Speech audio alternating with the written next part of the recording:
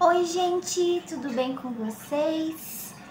Já estamos nos encaminhando aqui para o fim do nosso mini curso sobre pedagogia hospitalar. E a aula de hoje vai ser sobre a readaptação das crianças hospitalizadas à escola. Então, gente, quando a criança ela passa por um processo de hospitalização, ela sofre um impacto muito grande, porque além de mudanças físicas ocasionadas pela doença, como a perda de cabelo, a perda de peso, a palidez e outras coisas que podem acontecer, essa criança ela sofre um abalo psicológico muito grande, porque ela precisa enfrentar um período que ela vai estar separada ali da família, dos amigos, da escola e do convívio social que uma criança tem. Então, cabe aqui nesse vídeo eu colocar a fala de Ortiz. Em 2002, ele diz que, abre aspas, a aceitação das mudanças físicas e limitações decorrentes da doença, da postura de passividade frente aos desafios, o desapego de suas referências pessoais, familiares e sociais, demarcam um processo de despojamento doloroso para o paciente.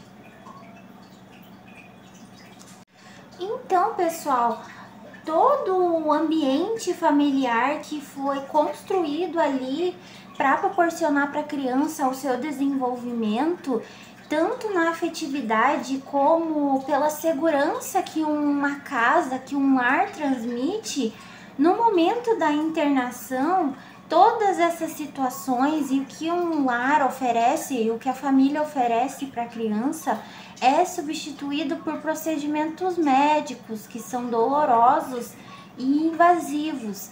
A criança ela vai ter a sua privacidade invadida a todo momento ali. O dia a dia dela, ela vai ter muitos enfermeiros, muitos médicos, a própria equipe de limpeza entra e sai a todo momento ali do quarto da criança ou da enfermaria. Então, esse momento a criança sofre uma grande ruptura e toda aquela segurança, o conforto que ela tinha antes é substituído por procedimentos que não são legais, né, gente? São invasivos e às vezes são dolorosos. Então, como descreve Cecim em 1997, abre aspas, a enfermidade e a hospitalização das crianças passam por seu corpo e por suas emoções, passam por sua cultura e relações, produzem afetos e inscrevem conhecimentos sobre si, o outro, a saúde, a doença, o cuidado, a proteção e a vida. No momento da entrada do hospital pela criança, a criança ela vivencia mudanças muito abruptas que ocorrem num curto espaço de tempo, que acontecem muito rápido. E uma vez que ela estava acostumada com o ambiente familiar, que ela estava em casa, com a família, com os amigos, estava frequentando a escola e de repente ela passa a entrar num lugar que é extremamente rígido, numa unidade de tratamento. E ela vai passar a conviver com pessoas estranhas e essas pessoas estranhas vão estar lá para fazer o procedimento, para fazer um tratamento na criança que não é legal, é difícil a criança enfrentar tudo isso. E os únicos companheiros dessa criança vão ser o pai e a mãe. E nem sempre o pai, a mãe e a família vão poder ficar 24 horas por dia com a criança. Às vezes, a gente mora no Brasil, né, gente? Os pais, eles precisam procurar o sustento para a criança, né? Então, às vezes, a criança, ela passa a ver os pais durante um período curto ali do dia. Nem sempre a criança, ela consegue ficar o tempo todo ali com o pai e com a mãe. E a criança também tem outros parentes, né? Às vezes ela é pegada com uma tia, com um primo, com a avó, e nem sempre essas pessoas podem ir ver essa criança no hospital. Isso depende muito da situação dela, da doença que ela está passando, e também pelo próprio regimento do hospital, que às vezes você só pode ver a criança uma vez por dia, durante 1 hora, e nem sempre o horário que é disponibilizado pelo hospital, ele vai ser um horário em que essas outras pessoas vão estar disponíveis para visitar essa criança.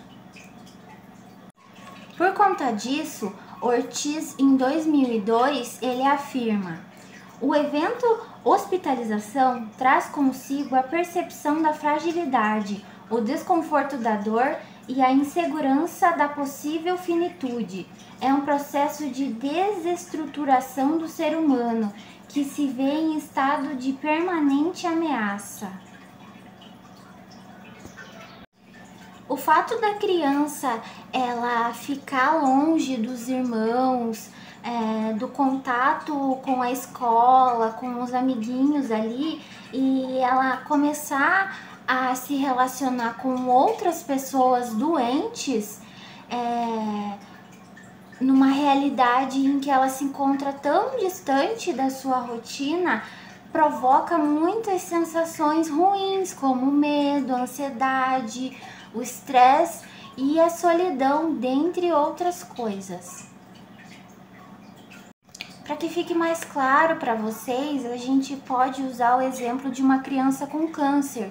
Uma criança com câncer, gente, ela já no primeiro contato com o hospital, ela tem que ficar 3 dias só sendo exposta a exames dolorosos para que ela tenha um diagnóstico melhor. E logo depois dessa primeira consulta, essa criança ela pode permanecer até 3 meses internada em um hospital em um período sem interrupção.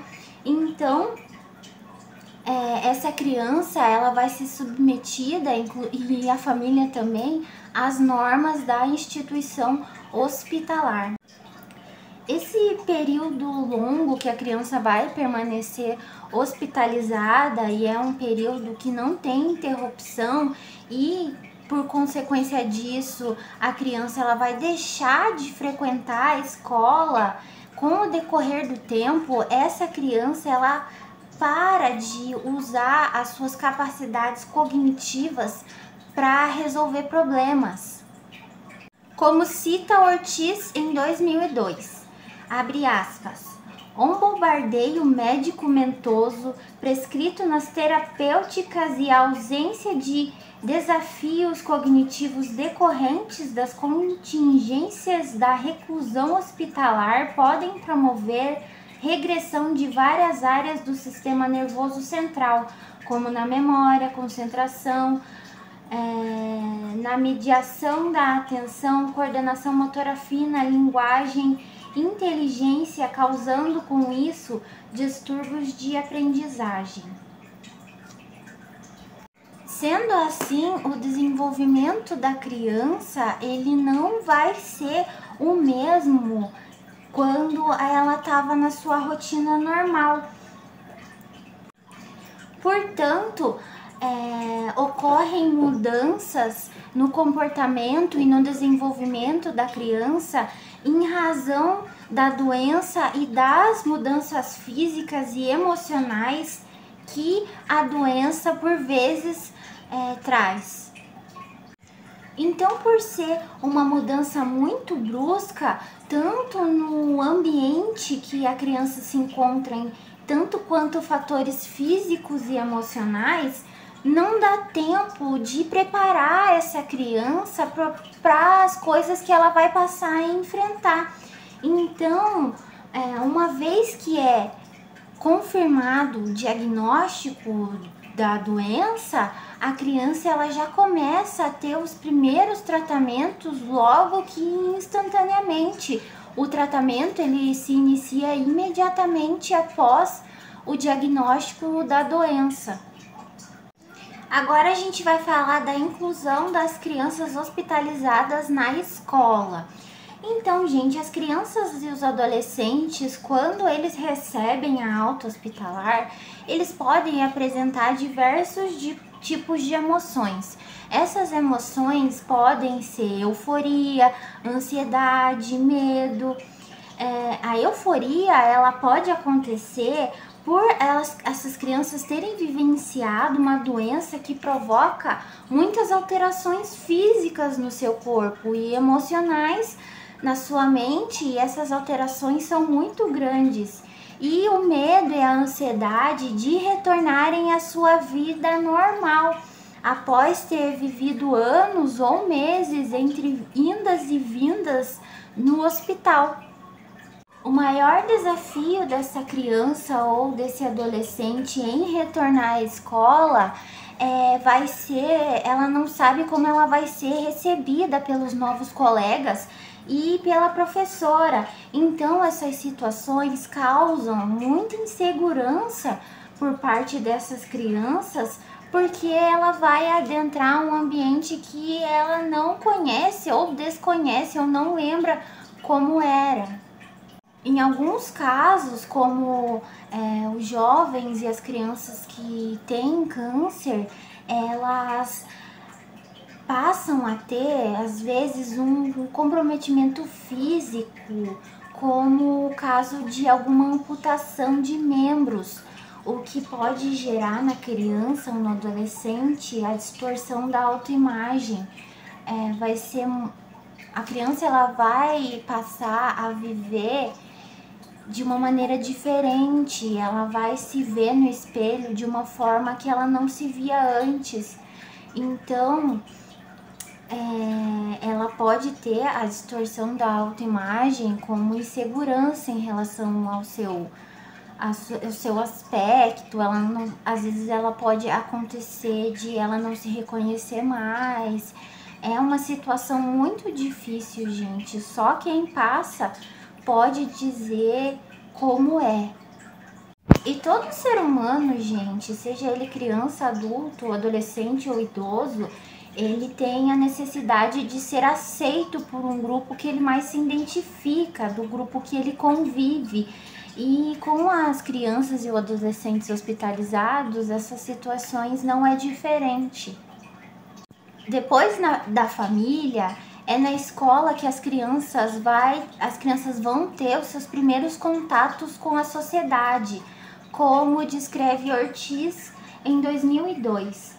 Há, portanto, uma necessidade por parte desse aluno de pertencer a um grupo social, de ser igual e aceito por este grupo. A obtenção do aceite social reporta ao fortalecimento da autoimagem, galgando o desenvolvimento de expectativas e o firmamento de padrões éticos de compromisso com sua sociedade. Além dessa questão social, pessoal, há também, às vezes, acontece o despreparo da escola em relação a esse aluno, no sentido de falta de conhecimento dos seus direitos legais, como também a qualificação adequada dos professores e da equipe pedagógica para melhor atender essa criança. Então, segundo Ortiz, eu vou usar novamente esse autor, a instituição educativa muitas vezes exige frequência e acompanhamento curricular, não respeita o ritmo próprio de aprendizagem do novo aluno, tem dificuldade de trabalhar com as diferenças. O trabalho é pautado para a homogeneidade e não para o atendimento à singularidade. Nesse momento, gente, eu vou abrir um parênteses muito grande, porque eu acho muito difícil a gente colocar a culpa toda no professor. Geralmente a corda arrebenta para o lado mais fraco. Um professor, muitas vezes, ele enfrenta turmas de 30, 40 alunos, crianças, dependendo da região em que ele reside. Por exemplo, em São Paulo, diz que uma turma de alfabetização tem até 40 alunos. Imagine como esse professor vai trabalhar numa situação dessas. Por vezes, o professor ele precisa dividir a sua atenção entre 30, 40 crianças de uma vez só. E muitas coisas acontecem com as crianças, e são situações em que a professora ela não estava ali no momento em que aconteceu. Essa criança ela vai ter aulas diferentes, professores corregentes, eles vão entrar. A criança ela pode ter aula de artes, de educação física, de relações naturais, de ensino religioso. Isso conforme a etapa de ensino que essa criança vai estar frequentando. E também podem acontecer situações nessas aulas corregentes em que a professora não vai estar lá. Podem acontecer situações de bullying em que ela não estava lá. E no recreio também pode acontecer alguma situação dessa. Então, geralmente a culpa dessas coisas que podem vir a acontecer com uma criança que estava internada, nem sempre a professora pode presenciar e nem sempre é culpa dela, e a culpa recai sempre sobre ela. E esse profissional, ele vai estar trabalhando. O professor, ele tem uma pressão muito grande. O seu trabalho sofre constantes pressões. Pressões dos pais, pressões da equipe pedagógica, da direção, enfim. Se uma criança ela tem um pai e uma mãe, se são 30, então a professora trabalha de manhã e de tarde, então ela vai ter mais ou menos uns 120 pais ali pressionando o trabalho dela. Então eu acho muito complicado colocar toda a culpa na escola. Realmente, às vezes é por falta de qualificação. Mas as outras crianças, as ditas normais, elas também têm as suas especificidades. A professora ela tem todo um currículo, toda uma grade que ela precisa dar conta. Tem conteúdos ali que ela precisa dar para as crianças em determinado tempo. Então, eu acho muito complicado colocar a culpa na professora, porque também, às vezes, essa professora ou esse professor, ele não vai ter amparo da equipe pedagógica, ele não vai ter ajuda, e essas crianças, pelo que eu pesquisei, elas não têm direito a um tutor. Um tutor é uma pessoa, um jovem, sei lá, uma pessoa que esteja estudando pedagogia ou psicologia. Então, como eu estava falando sobre os tutores, eles são estagiários que são contratados pela escola, e esses estagiários, eles são universitários que estão estudando ou pedagogia ou psicologia. E as crianças deficientes, por exemplo, uma criança autista, ela tem o direito de ter um tutor ali para auxiliar ela em todas as atividades escolares, a se alimentar, enfim. E como num hospital uma criança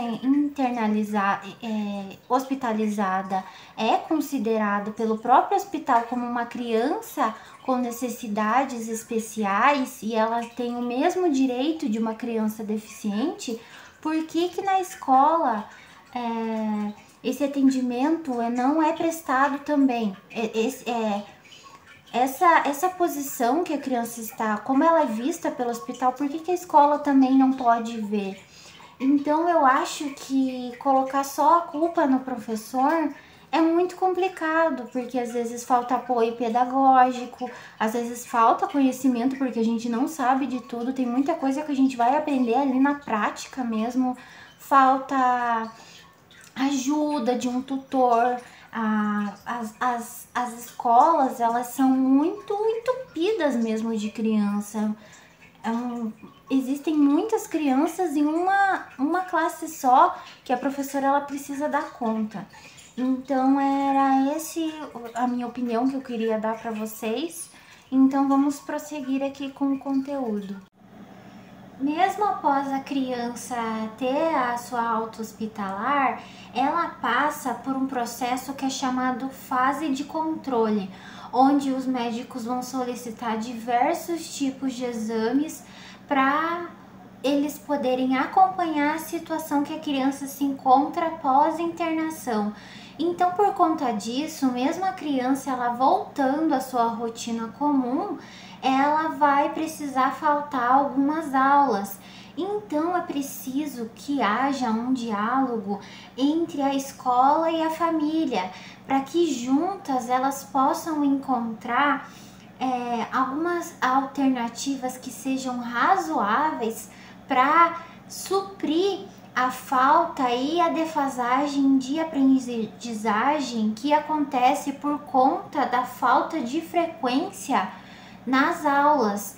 Então, a escola e a família, elas precisam dialogar constantemente para que sejam encontradas possibilidades de ensino. Por exemplo, a professora ela pode fazer uma transmissão online ao vivo da aula ali, e essa criança ela possa assistir essa aula em casa.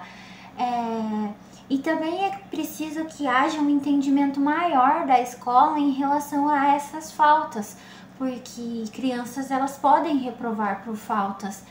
Então é preciso de que a instituição e a família converse e encontrem alguma alternativa ali para que a criança ela não perca tanto conteúdo e tanta aprendizagem, porque ela vai precisar sim a continuar a fazer diversos acompanhamentos médicos para que os médicos consigam ver como está a saúde dessa criança momento pós-internação, momento pós-alta.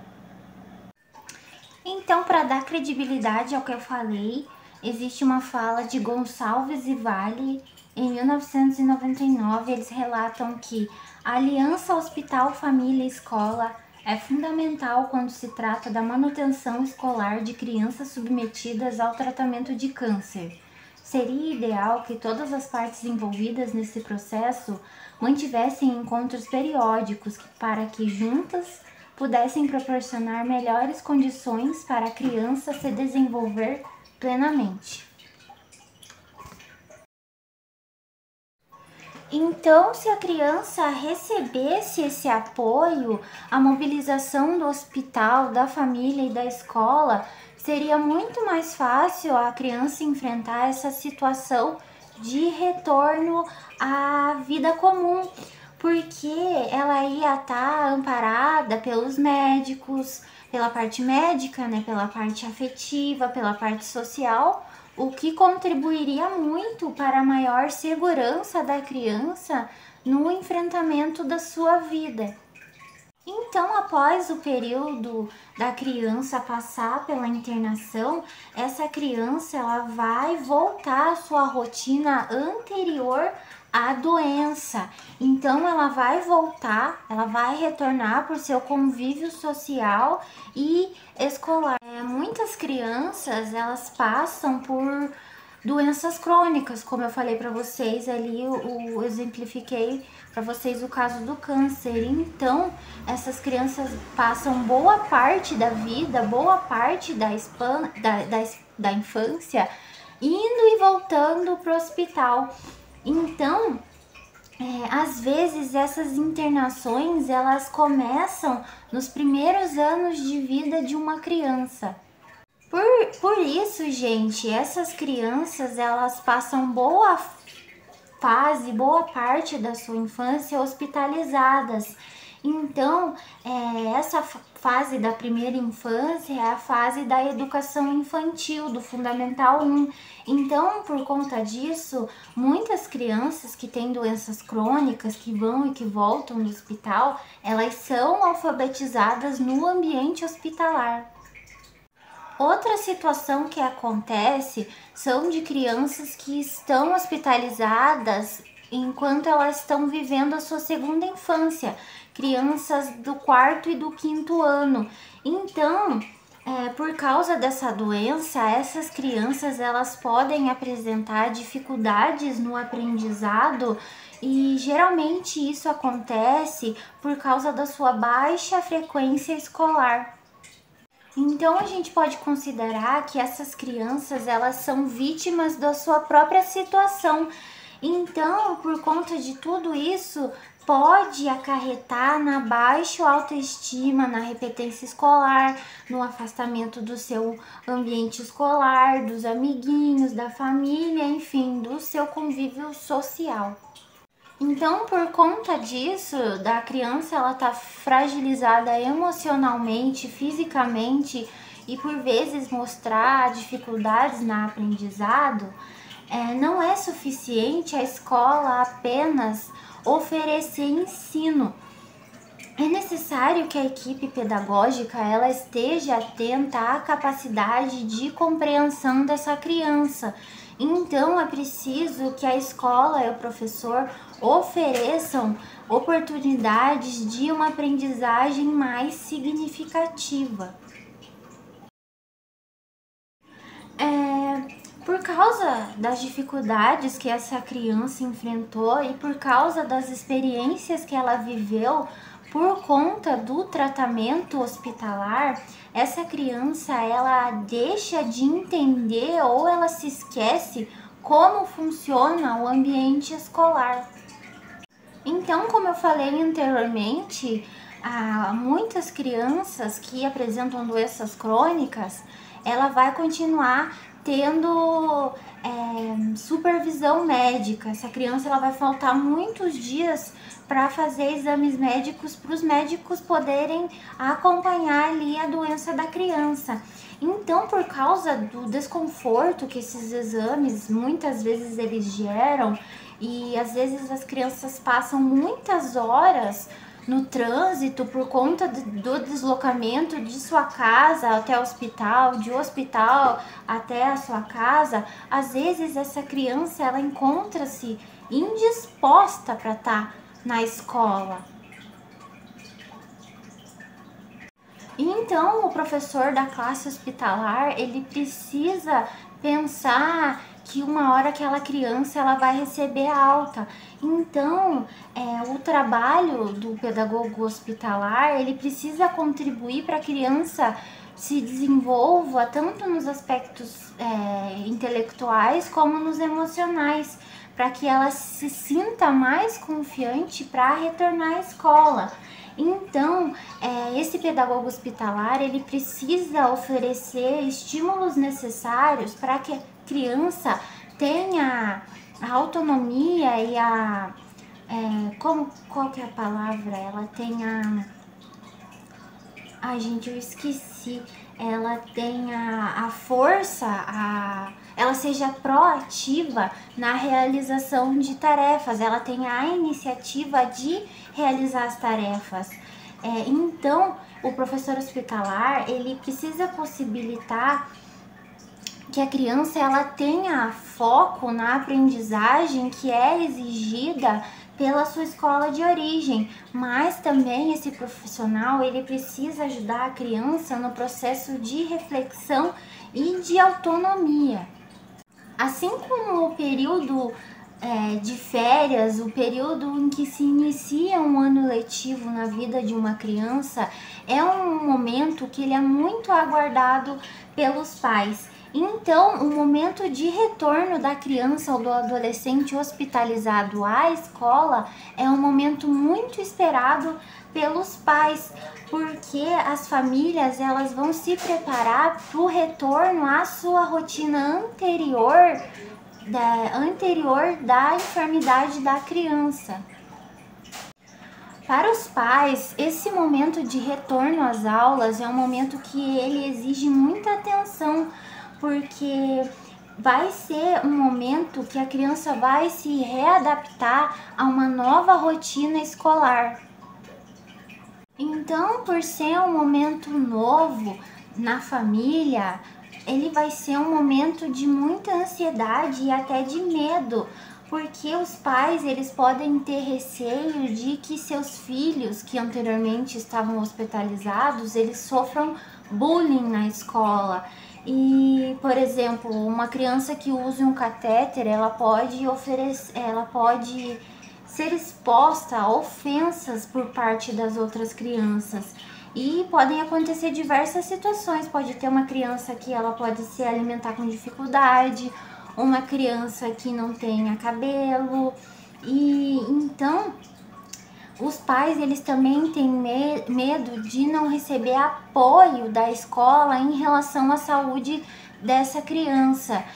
Por exemplo, se a criança passar mal, essa escola, ela precisa dar uma atenção ali para aquela criança, chamar os pais, chamar a ambulância. Então os pais têm medo em relação a isso, de que a criança, se ela passar mal, ela vai ficar ali sozinha sem um apoio. Então, os pais também, eles têm medo de que aconteça situações de bullying, situações de medo, de falta de apoio em relação à saúde na escola. Elas têm medo até das dificuldades de aprendizagem que essa criança possa vir a apresentar. Por conta dessas razões, muitos pais, por medo, eles param de estimular a frequência e a participação da criança nas aulas, porque é muito mais fácil você deixar seu filho ali em casa, seguro, confortável, do que expor a criança, talvez, a situações muito complicadas, como é o bullying, enfim, essas situações que eu falei para vocês. Então, às vezes, os pais, eles se sentem mais seguros em deixar a criança com uma avó ou com algum parente, em vez de estimular ela a frequentar as aulas, a ela sair da sua zona de conforto, porque a gente só se desenvolve, a gente só aprende quando a gente enfrenta as situações. Inclusive, essa criança, ela vai ter que aprender ela vai ter que aprender. Qual que é a palavra, gente? Eu tô péssima em palavra. Ela vai ter que aprender a lidar com diversas situações que acontecem em uma escola. Porque uma escola, gente, é uma loucura, vamos dizer assim. Não tô dizendo pro sentido ruim. São muitas crianças, muitas coisas acontecem, situações assim extraordinárias acontecem, muita coisa acontece numa escola. Se vocês trabalharam na escola, vocês têm noção. Então, por essas situações, os pais se sentem mais confortáveis de deixar a criança em casa do que possibilitar que ela se desenvolva. Eles preferem ali deixar ela, proteger ela das coisas que ela vai enfrentar, e por vezes isso acarreta a criança, ela não vai viver, né? Ela não vai se desenvolver, vai impedir um pouco o desenvolvimento da criança, tanto intelectual como emocional. Situações diferentes como essa, elas assustam a gente que é professor, porque a gente sempre quer o melhor para as nossas crianças, a gente sempre quer que o retorno dessas crianças aconteça de melhor maneira possível. E também a gente tem esse receio porque a gente vai ter que dar atenção também para as outras crianças que estão ali na classe. Então, quando a criança está no processo de receber a alta, o pedagogo hospitalar, como eu falei no vídeo anterior, ele precisa preencher uma ficha onde lá vai ter todas as informações referentes à aprendizagem dessa criança. Todo o processo educativo, ele vai estar relatado ali nesse relatório. Então, nesse relatório, ele precisa constar coisas que a criança desenvolveu, as matérias que ela aprendeu, os temas abordados, enfim, todo o desempenho escolar dessa criança, ele precisa estar descrito, né? Precisa estar descrito nesse relatório todo o desempenho que a criança teve no período de hospitalização. Inclusive, como eu falei nos vídeos anteriores, existem fichas como o PAI, o PAE, que são fichas que devem ser preenchidos pelo professor da classe hospitalar diariamente. Então, é importante que o professor da escola de origem, da escola regular, ele tem o acesso e se intere dessas informações ali descritas, porque esses relatórios, eles não são escritos à toa, né, gente? Então é necessário que o professor ele tenha uma base de informações para poder prestar um atendimento melhor para essa criança que esteve hospitalizada. O alvo de um professor, de um pedagogo, sempre será a aprendizagem do aluno, seja ele criança, adolescente ou adulto. Então, a gente não pode medir esforços para que a aprendizagem dessa criança aconteça. A gente tem que se desdobrar, sim, se atualizar, sim, sobre as diferentes formas de aprendizagem, porque o nosso foco sempre deve ser o desenvolvimento dessas pessoas, da aprendizagem dessas pessoas. A pedagogia, gente, para quem não sabe, ela é muito ampla, ela vai além do hospital, da escola e da empresa. O pedagogo e o professor, ele ajuda a transformar a vida das pessoas que passam pelo caminho desses profissionais. Lógico que trabalhar com a educação não é uma coisa fácil, exige muita coragem e responsabilidade por parte do docente, porque os desafios eles são gigantescos, mas esses desafios eles precisam serem vistos como uma forma de superação e evolução na nossa carreira. Então, essas dificuldades que a gente vai se deparar ao longo da nossa trajetória profissional, eles precisam ser vistos como um incentivo ao nosso progresso e à nossa evolução de cada um de nós. A gente vai se encaminhando para o final do vídeo. Eu queria deixar bem claro que na parte que eu falei que às vezes os pais eles optam por deixar as crianças em casa em vez de ir frequentar as aulas na escola regular, como modo de preservar a criança, porque essa criança ela vai se encontrar numa situação muito vulnerável, inclusive a família ela também vai se encontrar numa situação muito vulnerável, de receio do que essa criança possa passar no ambiente escolar regular. Eu não quis ofender ninguém nessa parte, espero que ninguém tenha se ofendido.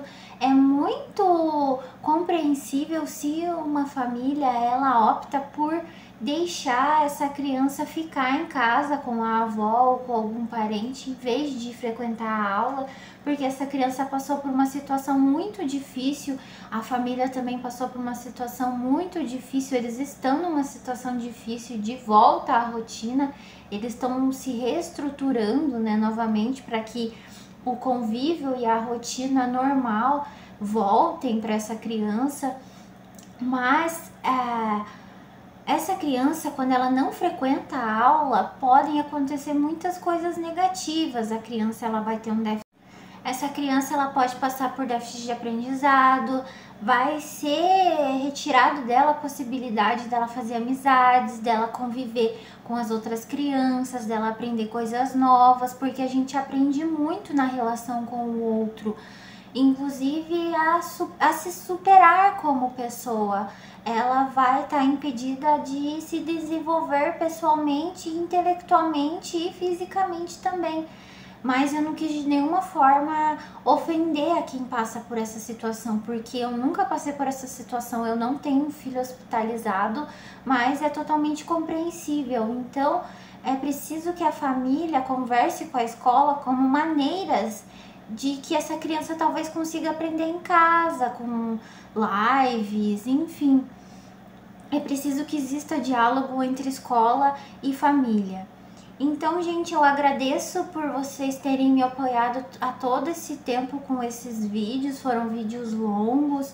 Eu espero que tenham ficado claro aqui o que eu quis passar para vocês sobre pedagogia hospitalar. Eu queria reforçar que esses vídeos, eles não habilitam ninguém a trabalhar como professor no hospital. Se você deseja trabalhar nessa área, então é preciso que você procure uma pós-graduação em pedagogia hospitalar. E então, É isso, gente. Muito obrigada pela sua visualização. Se tiver alguma dúvida, deixa aqui embaixo. Um beijo e até o próximo vídeo. Tchau!